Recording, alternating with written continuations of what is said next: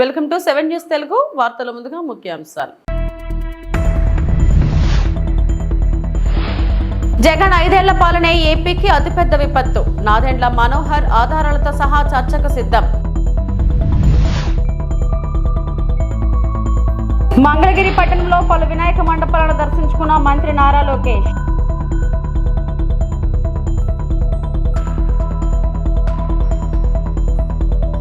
కౌశిక్ రెడ్డి ఏమీ తప్పు మాట్లాడలేదు. గాంధీ రేవంత్ రెడ్డిపై కేటీఆర్ కీలక వ్యాఖ్యలు.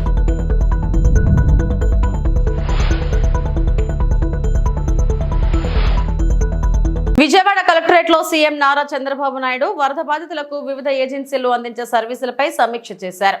సమావేశంలో మంత్రులు, అధికారులు, ఆయా ఏజెన్సీల ప్రతినిధులు పాల్గొన్నారు.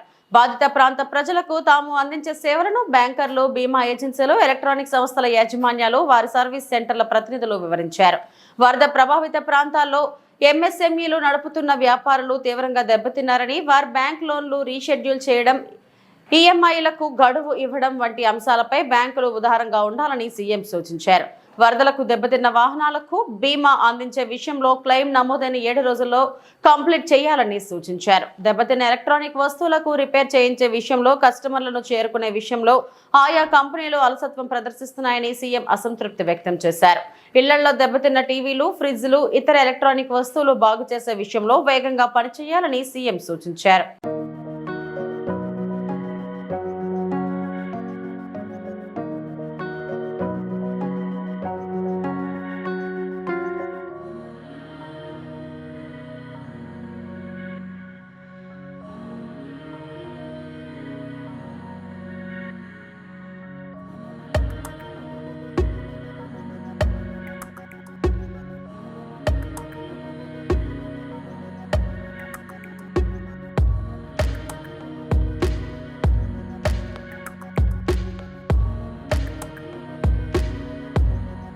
జగన్ 5 ఏళ్ల పాలనే ఏపీకి అతిపెద్ద విపత్తు అని మంత్రి నాదెండ్ల మనోహర్ విమర్శించారు.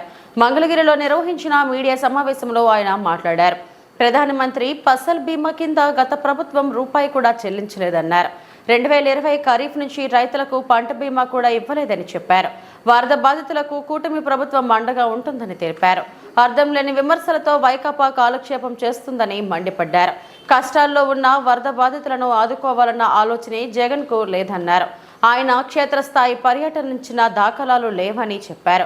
ఎక్కడ కష్టం వచ్చినా జనసేన సైనికులు ముందుంటున్నారని నాదెండ్ల మనోహర్ తెలిపారు. అసలు గత 5 సంవత్సరాల్లో జగన్మోహన్ రెడ్డి గారి పరిపాలనే మన రాష్ట్రానికి అతిపెద్ద విపత్తు. ఊహించని విధంగా వీళ్ళు వ్యవస్థలు నాశనం చేసి కనీసం ఇరిగేషన్ శాఖ పైన, క్షేత్రస్థాయిలో ఉన్న వ్యవస్థలపైన అధ్యయనం చేసుకుని బడ్జెట్ అలొకేషన్లు కూడా చేయకుండా సర్వనాశనం చేసిన జగన్మోహన్ రెడ్డి గారు ఈ రోజున అధికారంలో ఉన్న కూటమి ప్రభుత్వం కేవలం 3 నెలలు అయింది మేము అధికారంలోకి వచ్చి. 3 నెలలకే మీకు ఇంత ఏడుపులు ఉంటే ఎట్లా? ఇంకా 57 నెలల్లో అసలు మీ ఏడుపు ఏ స్థాయికి వెళ్తుందో మాకు ఆశ్చర్యం కలిగిస్తుంది. అసలు మీలో స్పందించే మనస్తత్వం ఏదని నేను అడుగుతున్నాను. ఏ విధంగా పవన్ కళ్యాణ్ గారు నిలబడి రాష్ట్రంలో ఒక ఆదర్శవంతంగా 400 పంచాయతీలకి ₹1,00,000 విరాళం ఇచ్చి, తెలుగు రాష్ట్రాలకి ₹1,00,00,000 చొప్పున విరాళం అందించి, క్షేత్రస్థాయిలో ఆదుకోవాలని చెప్పి పార్టీ నాయకులందరూ కూడా పిలిపించి, దూర ప్రాంతాల నుంచి కూడా జనసేన పార్టీ నాయకులందరూ కూడా తరలి వచ్చి ఎక్కడైతే ముంపు ప్రాంతాల్లో ఇబ్బంది పడుతున్నారో వాళ్ళకి సహాయ కార్యక్రమాలు అద్భుతంగా చేస్తున్న తరుణంలో జగన్మోహన్ రెడ్డి గారు కానీ, వైఎస్ఆర్సీపీ పార్టీ కానీ చేసింది ఏంటని నేను ప్రశ్నిస్తున్నాను. పిఠాపురం వెళ్ళారు, కొన్ని ప్రాంతాల్లో పర్యటించి క్షేత్రస్థాయిలో మీకు పూర్తి అవగాహన వచ్చినట్టు ఒక 40-50 కాగితాలు పట్టుకొని ప్రెస్ ముందు మీరు మాట్లాడిన మాటలు ఏ విధంగా ప్రజలకు ఉపయోగపడతాయని నేను ప్రశ్నిస్తున్నాను. ఒక్కసారి మీరు గతంలో పవన్ కళ్యాణ్ గారి నాయకత్వంలో జనసేన పార్టీ 5 సంవత్సరాల్లో ఎప్పుడైనా ఇటువంటి సందర్భాల్లో ఏ విధంగా మేము స్పందించేవాళ్ళం? చాలా స్పష్టంగా పవన్ కళ్యాణ్ గారు ఎప్పుడు కూడా ప్రభుత్వాన్ని విమర్శించకుండా ప్రజలకు ఉపయోగపడే విధంగా 2-3 మంచి సూచనలు చేసి పెద్ద మనసుతోటి మీరు ముందుకు వచ్చి ప్రభుత్వం నుంచి ఆదుకోవాలి, కష్టాల్లో ఉన్నారు రైతాంగం, సామాన్య ప్రజలని పదే పదే ఆయన విజ్ఞప్తి చేస్తూ ఉండేవాళ్ళు. ఈ రోజున వాస్తవాలు ఏంటి? పోనీ మీరు అక్కడ పోయి పర్యటించారు, మీ సొంత పేరుతో నిర్మాణం చేసిన ఆ జగనన్న కాలనీ గొల్లపురంలో అక్కడికి పర్యటించారా మీరు? అక్కడున్న వాస్తవ పరిస్థితి తెలుసుకున్నారా? ఏ విధంగా ఆ ప్రాంతం మొత్తం మునిగిపోయిందో మీరు చూసారా? సెలెక్టివ్గా కొన్ని ప్రాంతాలకు వెళ్ళి ఏలేరు గురించి మాట్లాడుతున్నారు. కూటమి ప్రభుత్వం ఏర్పడిన వెంటనే ఉప ముఖ్యమంత్రి గారు పవన్ కళ్యాణ్ గారు అధికార యంత్రాంగాన్ని సమావేశపరిచి జిల్లా కలెక్టర్ గారి ద్వారా ఆధునీకరణ కోసం చేయాల్సిన కార్యక్రమాల గురించి ఆయన సమావేశం ఏర్పాటు చేసుకుని ప్రణాళిక సిద్ధం చేశారు. సుమారు 1000 కోట్ల రూపాయలతో అంచనాలు వేశారు. మరి మీ 5 సంవత్సరాల్లో ఎందుకు మీరు పని చేయలేకపోతున్నారంటే, ఎందుకు చేయలేదని అంటే విచిత్రమైన సమాధానం ఏంటంటే వర్షాలు ఎక్కువ పడ్డాయంట. అసలు స్పందించే మనస్తత్వం ఏది మీలో నేను అడుగుతున్నాను. మీరు ఎప్పుడైనా మీ జేబులోంచి 1 లక్ష రూపాయలు తీసేవరకని ఇచ్చారా?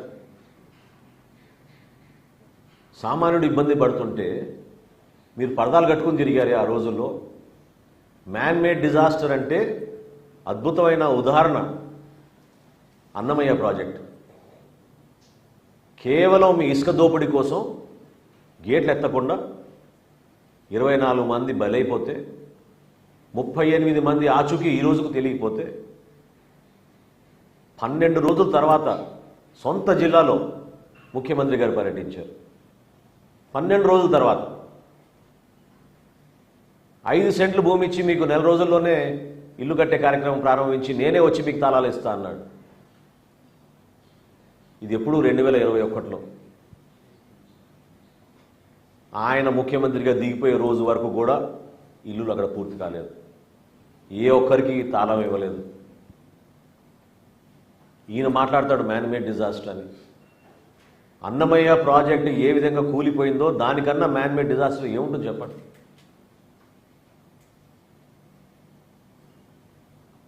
మంగళగిరిలో గణేష్ మండపాలను సందర్శించిన ఐటీ విద్యాశాఖల మంత్రివర్యులు మంగళగిరి శాసనసభ్యులు నారా లోకేష్ మంగళగిరి సీతారామ కోవెల వద్ద ఛత్రపతి శివాజీ యూత్ ఆధ్వర్యంలోని గణేష్ మండపంలో నారా లోకేష్ గణనాథుని మండపాన్ని సందర్శించి మండపంలో జరిగిన ప్రత్యేక పూజా కార్యక్రమంలో పాల్గొన్న నారా లోకేష్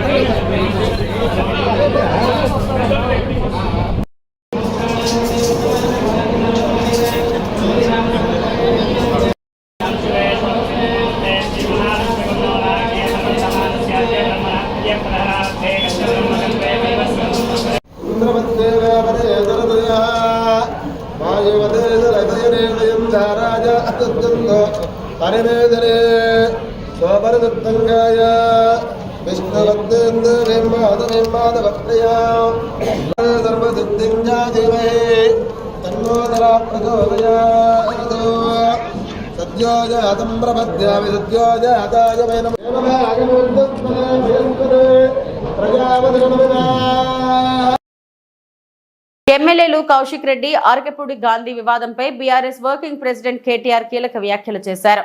అసమర్థుడి జీవనయానంలా రేవంత్ పాలన కొనసాగుతుందని అన్నారు. అతి తక్కువ సమయంలో ప్రజలను మోసం చేసిన ఘనత రేవంత్ రెడ్డికే దక్కుతుందని, ఆయన అటెన్షన్ డైవర్షన్ పాలిటిక్స్ చేస్తున్నారని విమర్శించారు. బీఆర్ఎస్ ఎమ్మెల్యేల ఇంటి చుట్టూ తిరిగి ఆయనే కండువాలు కప్పుతున్నారు. 10 మంది ఎమ్మెల్యేలు వచ్చారు, ఇంకా వస్తారని కాంగ్రెస్ నేతలు చెబుతున్నారు. కోర్టు ఆదేశాలతో కాంగ్రెస్ కొత్త డ్రామాలకు తెరలేపారని కేటీఆర్ అన్నారు. హైకోర్టు 4 వారాలు గడువు ఇచ్చింది. కోర్టు తీర్పుతో పార్టీ మారిన ఎమ్మెల్యేలు పదవి పోతుందని కేటీఆర్ పేర్కొన్నారు. కౌశిక్ రెడ్డి ఏమీ తప్పు మాట్లాడలేదని కేటీఆర్ అన్నారు. పీసీసీ చీఫ్ గా ఉన్న సమయంలో రేవంత్ ఏమన్నారో తెలియదా? పార్టీ మారిన ఎమ్మెల్యేలను రాళ్లతో కొట్టి చంపమన్నారు. పదవి పోతుందని ఫిరాయింపు ఎమ్మెల్యేలు కొత్త రాగం ఎన్నుకున్నారు. ఎమ్మెల్యే ఇంటిపై దాడి 10 ఏళ్లలో ఎప్పుడూ లేదు. చేతకాని సీఎం ఉండటం వల్లనే ఈ దౌర్భాగ్యం. హైదరాబాద్ లో శాంతి భద్రతలను కంట్రోల్ చేయలేకపోయారని రేవంత్ పాలనపై కేటీఆర్ తీవ్ర స్థాయిలో ఆగ్రహం వ్యక్తం చేశారు. మొన్ననేమో నేను మారిన పార్టీ కాంగ్రెస్ పార్టీ విధానాలు నచ్చి మారిన అని చెప్పిన ఎమ్మెల్యే నిన్న మొన్నటి నుంచి నేను బీఆర్ఎస్ పార్టీలోనే ఉన్నా, నేను ఎక్కడికి పోలే, 10 మంది ఇక మాకు తప్పది పదవి గండం పోయితుంది మా పదవి అని చెప్పి కొత్త రాగం ఎత్తుకున్నారు. దాన్ని మా సోదరుడు ప్రశ్నిస్తే ఆయన ఇంటి మీదకి పోలీస్ ఎస్కార్ట్ పెట్టి డీసీపీలు, అడిషనల్ డీసీపీలు, ఏసీపీలు, సిఐలు ఒక గేటెడ్ కమ్యూనిటీ లోపలికి ఒక 50-100 మంది గూండాగాలు చొచ్చుకొని వచ్చి ఇవాళ ఒక ఎమ్మెల్యే ఇంటి మీద దాడి చేసే పరిస్థితి ఇప్పుడే మేము చూసినాం. ఎమ్మెల్యే గారి ఇంటి మీద దాడి చేయడమే కాదు, వారి ఇంట్లో ఉండే పెద్దలు, వారి తల్లిదండ్రులు వచ్చినప్పుడు కానీ లేదా వారి మామగారు వచ్చినప్పుడు కానీ ఉండే ఆ రూమ్ మీద మొత్తం అద్దాలు బలగొట్టిండ్రు. అందులో ఉన్న పెద్దలకు ఏమైనా అయ్యింటే, ఏమైనా జరిగింటే, జరగకూడదు ఏమైనా జరిగింటే ఎవడు బాధ్యుడు? రేవంత్ రెడ్డా? లేకపోతే ఇక్కడ దాడి చేయడానికి వచ్చిన ఆరికపుడి గాంధీ? ఈ రకమైన గూండాగిరి, ఈ రకమైన దౌర్భాగ్యం హైదరాబాద్ 10 ఏళ్లలో ఎన్నడూ లేదు. ఒక ఎమ్మెల్యే ఇంటి మీదనే దాడి, అది ఒక ఎమ్మెల్యే ఇంటి మీదకి దాడికి వస్తుంటే ఫ్యాక్షన్ సినిమాల్లో చూపెట్టినట్టు కార్లకెళ్లి బయటికి ఏలాడుకుంటా 20 బండ్లు పెట్టుకుని లైవ్ పెట్టుకుంటా ఆడికెళ్లి ఇటు దాకా పోలీస్ ఎస్కాట్ లో వచ్చిరంటే చేతగాని ఒక హోంమంత్రి, చేతగాని ముఖ్యమంత్రి ఈరోజు రాష్ట్రానికి ఉండడం వల్లనే ఈ దౌర్భాగ్యం దాపురించింది. బోట్ల యజమానులను పోలీసులు విచారిస్తున్నారు. ప్రకాశం బ్యారేజ్ దగ్గర బోట్ల తొలగించే పనులను మంత్రి నిమ్మల రామానాయుడు పరిశీలించారు. కాకినాడ నుండి వచ్చిన అబ్బులతో మాట్లాడి వివరాలు తెలుసుకున్నారు. ఇప్పటికే బోట్లు కటింగ్ పనులు 80% పూర్తయ్యాయి. మునిగిన బోట్లను లాగేందుకు ఒకదానికి మరొకటి లింక్ వేసి లాగేందుకు మరో 4 బోట్లను ఉపయోగిస్తున్నారు. ఇప్పటికే బోట్ల యజమానులను పోలీసులు అదుపులోకి తీసుకుని విచారిస్తున్నారని మంత్రి రామానాయుడు తెలిపారు. ఈ కేసులో దోషులు ఎవరెవరున్నారో త్వరలోనే అన్ని నిజాలు బయటకొస్తాయన్నారు.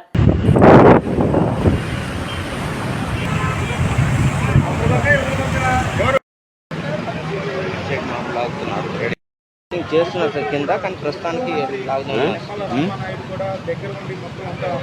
కట్ చేస్తా ఉన్నారు. ఇంకా ఎన్ని మీటర్లు ఉన్నాయి? ఏ రాలేదు అతను దీంతోనే లాగేస్తామని చెప్పి చెప్తున్నారు. ఇంకా వాళ్ళ దగ్గర కటింగ్ అంటే మళ్ళీ లేట్ అవుతుంది.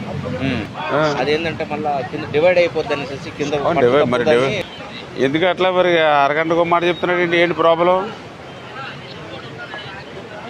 అది ఏంటి అన్నాను, మనకు అర్థం కావాలి కదా ఎందుకు అట్లా.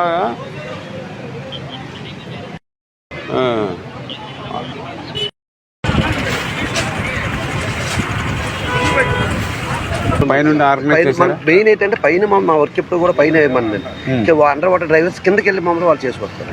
డ్రైవర్స్ మనం ఉన్నారు కదండి, మన సూర్యప్రకాష్ గారు సీ లైన్స్ వాళ్ళు అప్పుడు చేస్తుంది.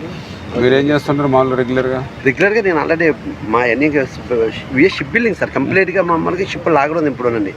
నేను ఆల్రెడీ ఇప్పుడు మనకి డాక్యార్డ్ లో చేస్తున్నాను సార్, వైజాగ్. నెక్స్ట్ అమౌంట్ ఇప్పుడు అశుతాపురం ఉంది కదండి, మన నేవల్ మామూలుగా దాంట్లో ఆల్రెడీ వర్క్ చేస్తున్నాం సార్. ఎల్లంటి వాళ్ళు మామూలుగా పైకి లాగుతున్నాం సార్. యాక్చువల్లీ మీరు కౌంటర్ వెయిట్ సక్సెస్ఫుల్ గా బిగించాం, కానీ ఏదైతే జగన్మోహన్ రెడ్డి గారి యొక్క కుట్రను ఛేదించడం అయితే రోజు రోజు ఆలస్యం అవుతున్నటువంటి పరిస్థితి. ఏదైతే గత 2 రోజుల నుంచి కూడా ఆ యొక్క బోట్స్ని వెలికి తీసేటువంటి కార్యక్రమానికి ఏదో ఒక అవాంతరం, బోట్స్ని వెలికి తీసేటువంటి కార్యక్రమం చేసినప్పుడు అది ఒక 40 టన్నుల వెయిట్ ఉంటుంది. అంచేత 50 టన్నుల భారీ వాహనంతో దాన్ని మూవ్ చేయాలని చూస్తే ఆ బోట్లు ఒకదానికొకటి ముడిపడి ఉండడంతో, లింక్ అయి ఉండడంతో 3 బోట్లు కూడా 120 టన్నుల దాన్ని లిఫ్ట్ చేయాలంటే కష్టమైనటువంటి పరిస్థితుల్లో మళ్ళీ ఏదైతే యొక్క డైవర్స్ని అంటే వైజాగ్ నుంచి కాకినాడ నుంచి తీసుకొచ్చి వాళ్ళు నీటిలో 15-20 అడుగులు లోతుకి మునిగి దాన్ని కట్ చేసి బోట్ని 2 ముక్కలుగా చేసి లాగాలనేటువంటి ఆలోచనతో పనులు ప్రారంభించారు. అవి కూడా దగ్గర ఒక 80% వరకు కూడా బోట్ కటింగ్ పూర్తయింది. అయితే ఇప్పుడు ఏదైతే వాటర్ ఫ్లో కృష్ణాలో తగ్గింది కాబట్టి అబ్బులు గారు ఆయన కూడా గతంలో కచ్చలూరులో మన గోదావరిలో బోటు మునిగిపోయినప్పుడు 2 నెలలు ఎవరికి సాధ్యం కాకపోతే ఆయన వెలికి తీసిన పరిస్థితి తెలుసు. ఆయన కూడా నిన్నంతా కూడా ఏదైతే మెటీరియల్ ఇవన్నీ కూడా నిన్న షిఫ్ట్ చేసుకున్నారు. ఈ రోజు వచ్చి ఆయన కూడా పనులు మొదలుపెట్టారు. ఆ యొక్క మునిగినటువంటి బోట్కి ఇంకొక బోట్ని లింక్ చేసి ఆ బోట్కి మళ్ళీ ఇంకొక 4 బోట్లు లింక్ చేసి ఈ రకంగా ఈ 4 బోట్లు అదేవిధంగా ప్లస్ ఇటువైపున ఏదైతే అబ్బుల్ గారు యొక్క అరేంజ్మెంట్స్ ఏదైతే ఉన్నాయో దాని ద్వారా కూడా దాన్ని మూవ్ చేయాలనేటువంటి ఆలోచనతో పనిచేస్తూ ఉన్నాం. ఇంకొక గంటలో ఈ యొక్క ప్రక్రియ ప్రారంభమవుతుంది. ఇది కనుక సక్సెస్ అవుతే మిగిలిన 2 బోట్లను కూడా త్వరితగతంగానే మనం వెలికి తీసేటువంటి అవకాశం ఉంటుంది.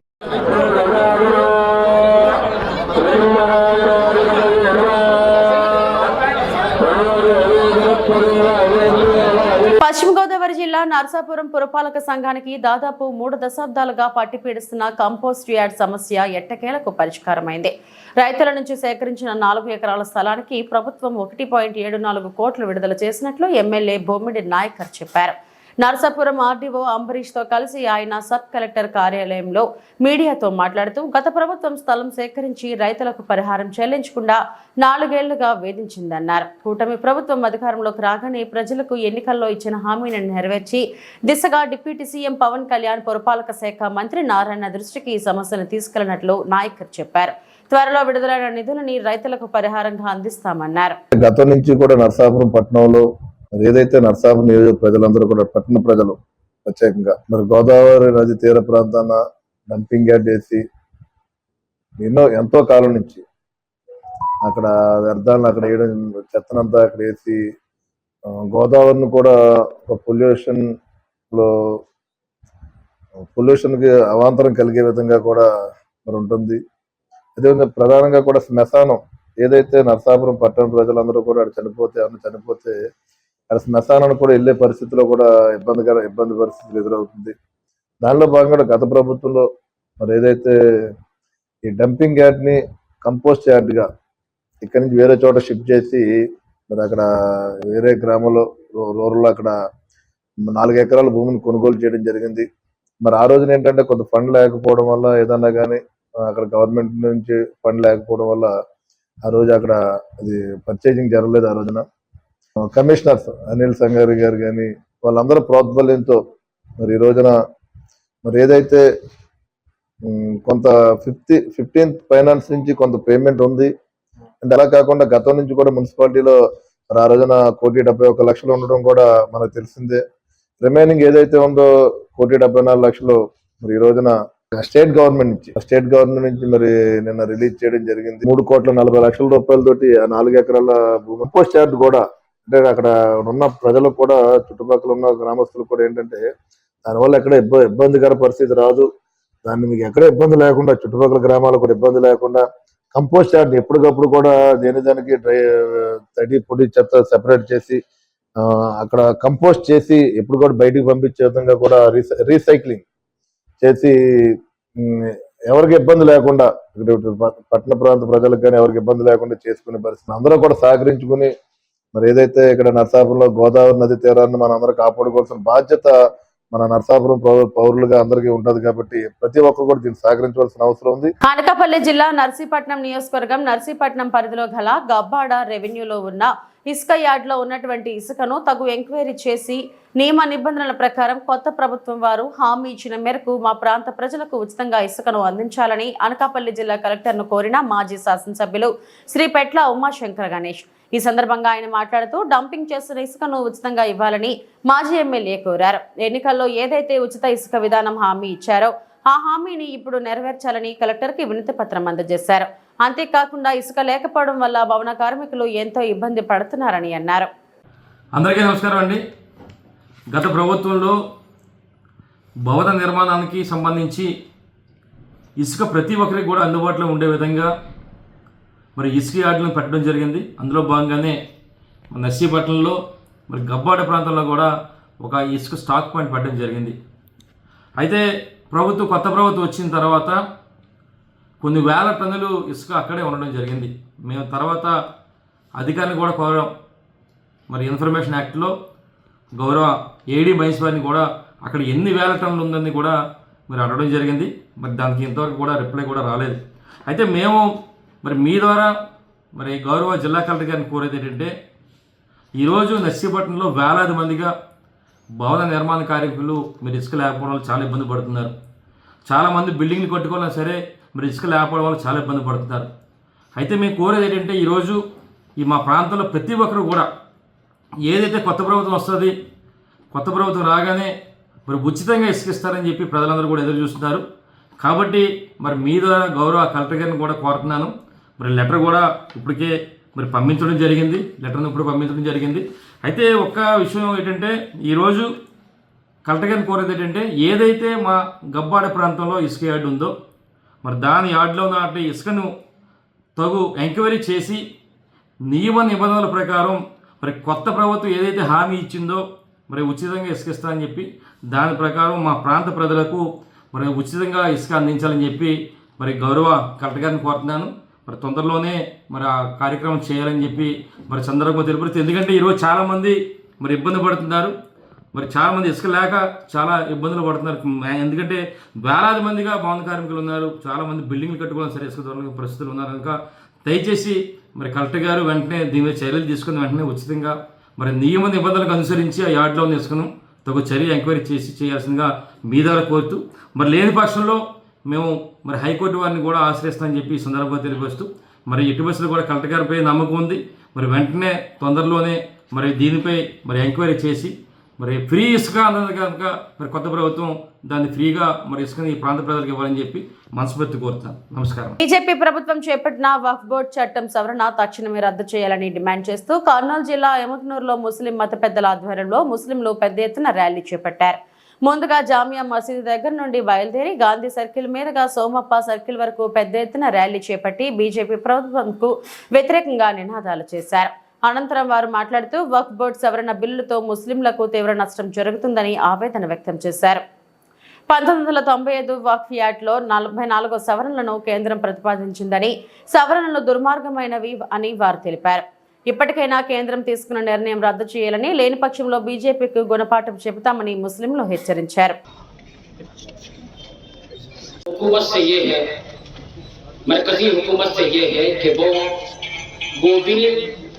जो वक्फ बोर्ड का 2024 अमेंडमेंट बिल वक्फ बोर्ड का जो लाया गया है तरमीमी बिल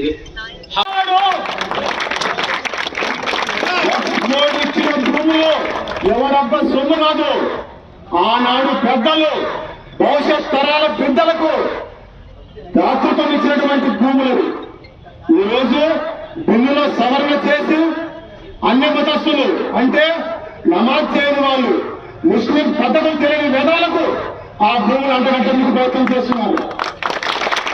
అందుకోసం నమాజ్ చేస్తున్న ముస్లింస్ కాదని ఇతర మతస్థులకు ఆ భూములు అప్పగించే ప్రయత్నం చేస్తున్నారు. ఈరోజు మీకు దమ్ముందా ప్రభుత్వాన్ని నేను ప్రశ్నిస్తున్నాను. లక్షలాది ఎకరాల మత్స్య భూములు ఆక్రమితమైనాయి, లక్షలాది క్రైస్తవ భూములు ఆక్రమితమైనాయి, లక్షలాది దేవదాయ భూములు ఆక్రమితమైనాయి. దమ్ముంటే వాటిని తీసుకొచ్చి ప్రజల సంక్షేమానికి ఉపయోగించండి. అంతేగాని ఈరోజు హిందువులు మహమ్మదుల మధ్య చిచ్చు పెట్టేందుకు ఈ వక్ఫ్ బోర్డు ఆస్తుల సవరణ బిల్లు తెచ్చి మేమేదో హిందువులకు న్యాయం చేస్తున్నాం, మేము హిందువుల్ని మేము కాపాడుతున్నామని ఒక రాంగ్ రూట్ లో హిందువులు తీసుకుపోయే ప్రయత్నం చేస్తున్నారు. ఏనాటికైనా మహమ్మదీయులు, హిందువులు, క్రైస్తవులు అందరూ ఐక్యత కలవాలి. అది గుర్తుంచుకున్నాం మనం. బీఆర్ఎస్ వనపర్తి జిల్లా పార్టీ అధ్యక్షులు గట్టు యాదవ్ మరియు పట్టణ మండల నాయకులు అర్ధరాత్రి అక్రమ అరెస్ట్. సుమారు 11:30 ప్రాంతంలో వనపర్తి పట్టణంలోని వాళ్ళ నివాసాలలో అక్రమంగా అరెస్టు చేసి పోలీస్ స్టేషన్ కు తరలించిన పోలీసులు. ఈ సందర్భంగా గట్టు యాదవ్, వాకిటి శ్రీధర్ మాట్లాడుతూ అక్రమ అరెస్టులు చేయించడం సరికాదని అన్నారు. మా పార్టీ ఎమ్మెల్యే ఇంటిపై దాడి చేపించి మమ్మల్ని అరెస్ట్ చేయడం ఏంటని పోలీసులను ప్రశ్నించారు. దీనికి సమాధానంగా పోలీసులు మాకు పైనుండి ఆర్డర్స్ వచ్చాయని వాళ్లు బదులు ఇవ్వగా కాంగ్రెస్ ప్రభుత్వంపై వారు మండిపడ్డారు. ప్రజా పాలన పేరుతో ప్రజలను భయభ్రాంతులకు గురి చేస్తున్నారని వారు అన్నారు. పార్టీ ఫిరాయించిన ఎమ్మెల్యే ఆర్కే పుడి గాంధీ గారికి పీఎస్సీ చైర్మన్ పదవి ఇవ్వడం పట్ల ప్రశ్నించిన ఎమ్మెల్యే పాడి కౌశక్ రెడ్డి ఇంటిపై స్వయంగా వారే దాడి చేయడం సరైనది కాదని వారు మండిపడ్డారు. గెలిచిన ఎమ్మెల్యేలు ప్రజలకు జవాబుదారీతనంగా ఉండాలి, కానీ ఇలా రౌడీయిజం చేయడం ఏమిటని వారు అన్నారు. వనపర్తి పట్టణంలోని బీఆర్ఎస్ నాయకులను పోలీసుల అక్రమంగా బైండ్ ఓవర్ కేసు పెట్టి ఇక్కడికి తీసుకురావడం జరిగింది. మరి ప్రభుత్వం పిరికిబంద చర్యగా మరి ప్రజలకిచ్చిన హామీలు నెరవేర్చక గందరగోళ పరిస్థితులను సృష్టించి ఈరోజు ముఖ్యమంత్రి రేవంత్ రెడ్డి గారు మరి ఎమ్మెల్యేలను కొనడం ఇవంతా మరి అది ఒక చట్టపరమైన విషయాన్ని కూడా ఒక గందరగోళ పరిస్థితి తీసుకొని వచ్చి మరి ఇవాళ ఒక పిరికిబంద ముఖ్యమంత్రి గారు కేసీఆర్ పేరు చెప్తే లాగుదర్శే పరిస్థితి ఉంది. ఇవాళ బీఆర్ఎస్ పార్టీ అంటేనే రాత్రిపూట నిద్ర రావడం లేదు. ఎవరైనా ప్రభుత్వంలో ప్రజలు ఇచ్చిన అధికారాన్ని రాజాలాక ప్రజలకు ఇచ్చిన హామీలు నెరవేర్చాలి. మరి ఇలాంటి చిల్లర రాజకీయాలు ఇవాళటి కూడా ముఖ్యమంత్రి తను ముఖ్యమంత్రిని అనుకుంటలేడు. ప్రతిపక్ష నాయకుడు హోదాలో మరి ఇతరులను విమర్శించడమే ఆయన ధ్యేయంగా ప్రజలకు ఇచ్చిన ప్రజాభివృద్ధిని మర్చి కేవలం కేసీఆర్ కుటుంబాన్ని బీఆర్ఎస్ పార్టీ నాయకులనే విమర్శలకు గురి చేస్తూ మరి ఇట్లాంటి అక్రమ నిర్బంధనలు చేసి ఇట్లాంటి అక్రమ అరెస్టులు బీఆర్ఎస్ పార్టీకి కొత్త కాదు. తెలంగాణ ఉద్యమం నుంచి ఈ పోరాటాలు, ఈ బైండ్ ఓవర్లు, ఈ ధర్నాలు, రాస్తారోకాలు అనేటివి టీఆర్ఎస్కి వెన్నతో పెట్టినటువంటి విద్య. ఖబర్దార్ రేవంత్ రెడ్డి, నీవు ప్రజలకు ఏదైతే హామీలు ఇచ్చినావో ఇవాళ నీవు అమలు చేసింది ఫ్రీ బస్ ఒక్కటి మాత్రమే. ఇవాళటి వరకు కూడా రైతాంగాన్ని మోసం చేసి రైతు బంధు ఇవ్వలేదు. మరి రైతు రుణమాఫీని కూడా సగం ఇచ్చి డ్రామాలు ఆడుతున్నావు. మరి నీవు చేసినటువంటి 420 హామీలను దానిపై దృష్టి పెట్టు, కానీ కేవలం బీఆర్ఎస్ పార్టీని కేసీఆర్ని టార్గెట్ చేయడం ఈ అవివేకానికి నిదర్శనం. ఇట్లాంటి అరెస్టులకు నిర్బంధాలకు మేము భయపడం. జై తెలంగాణ. వైసీపీ పాలనా కాలంలో విశాఖతో పాటు ఉత్తరాంధ్ర జిల్లాలో పర్యాటక ప్రాజెక్టుల విషయంలో ప్రభుత్వం తీసుకున్న కీలక నిర్ణయాలు ప్రభుత్వానికి ప్రజలకు ఉపయోగపడే విధంగా ఉండాలని విశాఖపట్నం జనసేన కార్పొరేటర్ పీతల మూర్తి యాదవ్ ప్రభుత్వానికి విజ్ఞప్తి చేశారు. లీజులు, కాంట్రాక్టర్లు వంటి వాటిపైన సమీక్ష జరిపి పర్యాటక శాఖను గతంలో మాదిరిగా లాభాల బాట పట్టించాల్సిన అవసరం ఉందన్నారు. ఈ దిశగా కూటమి ప్రభుత్వం చర్యలు తీసుకోవాలని కోరుతున్నట్టు తెలిపారు మూర్తి యాదవ్. ఆంధ్ర ఉమ్మడి రాష్ట్ర చరిత్రలోనే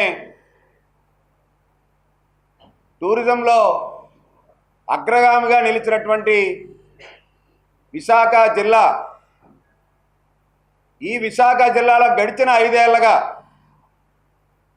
ఏదైతే వైసీపీ ప్రభుత్వం జగన్మోహన్ రెడ్డి ముఖ్యమంత్రిగా 5 ఏళ్ళు పదవీ కాలం చేపట్టినటువంటి నాటి నుంచి సాక్షాత్తు భీమిలి మాజీ శాసనసభ్యులు అవంతి శ్రీనివాసరావు గారే టూరిజం మినిస్టర్గా వ్యవహరించినటువంటి వ్యక్తి. అలాగే మాజీ మంత్రి రోజా గారు టూరిజం శాఖ మంత్రిగా వ్యవహరించినటువంటి వ్యక్తి. అలాంటి ఏపీ టూరిజం యొక్క ప్రాజెక్టులు ఏవైతే భవన నిర్మాణ పనులు కాంట్రాక్టులు ఏవైతే ఉన్నాయో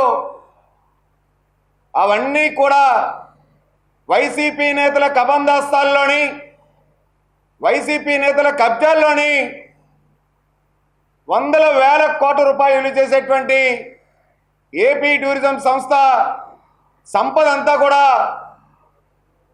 దోచుకున్నారు. వాటి విషయమై పూర్తి స్థాయిలో ఆధారాలతో కొన్ని అంశాలు కూటమి ప్రభుత్వం దృష్టిలో ఇప్పటికే రాష్ట్ర మంత్రివర్గ పెద్దలు, పర్యాటక శాఖ మంత్రులు కందుల దుర్గేష్ గారికి కూడా 10 రోజుల క్రితం నేను స్వయంగా వెళ్ళి. ఈ వార్తలు ఇంతటితో సమాప్తం. మరిన్ని వార్తా విశేషాల కోసం చూస్తూనే ఉండండి. నమస్తే.